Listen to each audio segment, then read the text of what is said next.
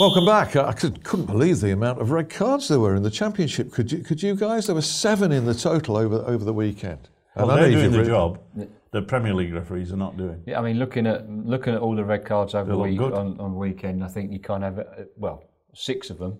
Yeah, you can't have any complaints. Even my own team, one of our players was sent off for an awful challenge against Barnsley.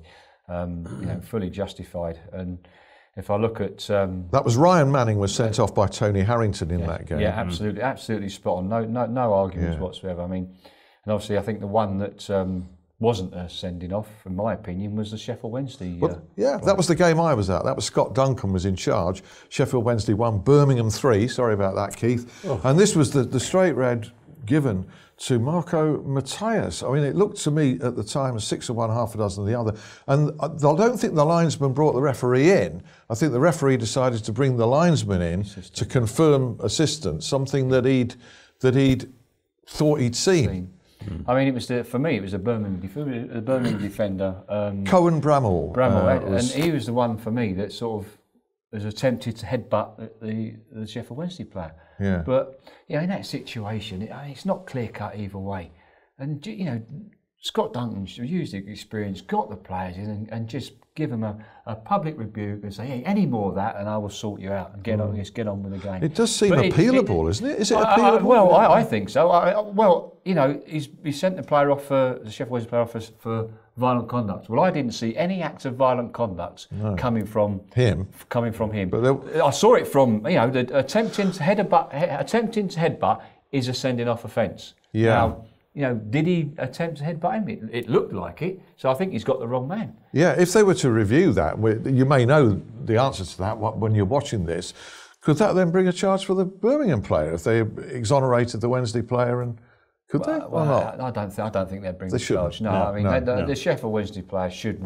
Sheffield Wednesday should appeal, and I would like to think that they would win it. Well, Daniel, I the same. I agree. Yeah. Daniel Pudil also sent off 2 yellows in that. The first yellow was incurred. He was simply trying to wrestle the ball away from a time-wasting goalkeeper, so that was a little bit harsh as well. Why give the referee an opportunity to caution you for that situation? Just stay out. Let the referee blow you as he goes in. Hey, come on, keeper, hurry up.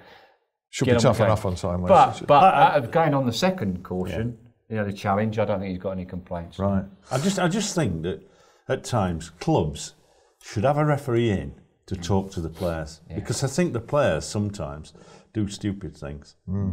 All right. Peter Banks was in charge of Derby 3, Brentford 0. This was Sergei Canos, a red card, dangerous tackle. That was at 0-0. Dean Smith blamed the reaction of the Derby players. I had a look at it. I thought it looked a bad challenge to me. I think they're trying to deflect it off their own players. Peter Banks is having a good season. He's having a good season. And I think that full credit to him. He doesn't duck the issues, and invariably he's getting most of the decisions right. I think Dean Smith were saying that they would appeal it, but they're not going to win because to win an appeal in that situation, you've got to prove that the referee has made a clear and obvious error. Don't seem to have, does he? No. Having a bad time of it, you were saying, well, that certainly applies to Leeds United at the moment, and in particular, their manager, Thomas Christensen, a nice guy in my experience. Very sorry to see him get the sack over the weekend. Leeds 1, Cardiff 4 was the final nail for him. Now, Leeds have had a total of 7 red cards now this season. This was a case of 2 yellows, this one, Keith and Mark. Berardi. It seems to me, having watched Leeds a few times, more a case of bad judgment than going back to the old days. They don't seem a hatchet side to me. It's just I think effectively, Alan, what amazes me is that players are getting simple cautionable offences. Referees are quick to give those. And I just think at times the manager should look at the player. They know the player better than the referee and better than us. And sometimes with some players, you're better off substituting them, bringing them off because they're vulnerable to that second caution. But Keith alluded to it earlier. I mean, you've got to look at 7 players sent off. So you've got to look at their disciplinary record, and what they're like on the field of play. Well, that's contributed to him getting the sack. Absolutely, and that, as Keith said, they need an ex-referee to go in and just go through things and speak to them. There you are, Mark. Go in and have a word with them because I do think genuinely that would benefit an open discussion. Why they're getting red cards? We can read them if they've got the video. They can review. And then make a change to how they react. I have helped clubs in the past and this season to win appeals. So. The job advert is out there. There's people here ready and willing. Graham Scott, by the way, was the Elland Road referee. Mike Jones was in charge of Norwich against Middlesbrough. That was 1-0. Rudy Gested received a straight red in that one at 0-0. Once again, no complaint. I know Tony Pulis wasn't happy and he said he was going to appeal, but I can't see. I mean, no complaints. I thought he got it absolutely spot on. Interesting one there was he had been cautioned earlier, so he was on a yellow, but it was a straight red, not a second yellow for the challenge. We referred to Tony Harrington, the sending off in the QPR Barnsley game. At least you won the game. At least we needed the points. We needed the points. Darren Bond, Wolves 3, Sheffield United 0. Simon Moore came hurtling out of goal, certainly attempting to get the ball, and he was committed, wasn't he? But it was a high challenge. I felt sorry for him. I thought he was unlucky. And listen, he had to be sent off, but I just felt he missed time. He was unlucky, and he deserved to be sent off, didn't he? Okay, and that game was done and dusted really by that. But what a opening goal. What a strike! Yes, what a strike. We've seen some fantastic strikes this weekend in both in all divisions, and it's thrilling to watch. It's great to see, isn't it? Not great to see is a game decided by a penalty decision when you guys think it wasn't. And Nigel Adkins, I heard complaining about the Preston's first goal in a 2-1 home win over Hull City. I had a look at it myself. Crikey, it did look more than suspicious, didn't it? Obviously, I watched it on the Championship, and it's not a penalty. Clearly, you can see it's not a penalty. It looked more like simulation, to use your word. For me, yes, that was simulation. Now, it's about referees creating that angle for themselves. He was central. He was static. He's got to get over and get that angle. If he squeezes play towards the assistant referee, which there's a lot of referees not doing at present, if he squeezes play and moves to the right, he sees that.